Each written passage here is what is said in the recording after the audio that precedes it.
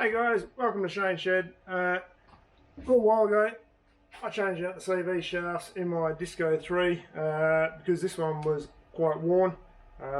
So this inner joint was quite worn.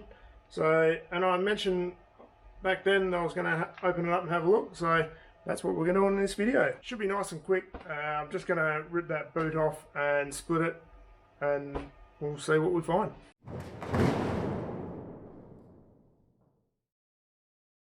To get rid of these off my bench for a little while, but like I said I was going to make this video, so you know, I'm a man of my word. There we go.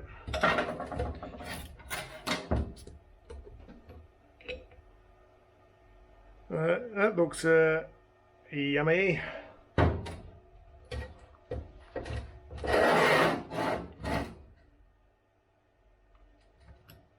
Oh, there we go.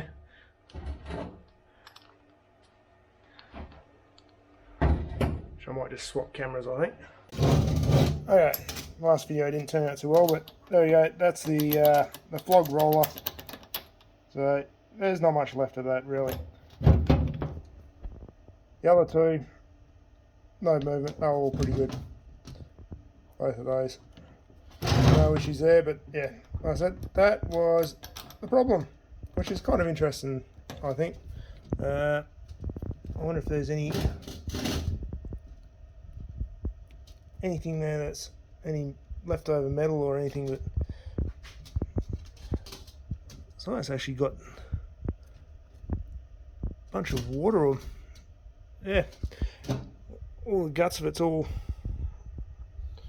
disappeared, all that grease. So she's cooked. Well guys, I'm going to get rid of those. They've been annoying the shit out of me by just sitting on my workbench. So it's just interesting to know what went wrong with those. So I hope you found it interesting as well. Or not, I don't care. Anyway, thanks for watching, and I'll see you next time. Cheers guys.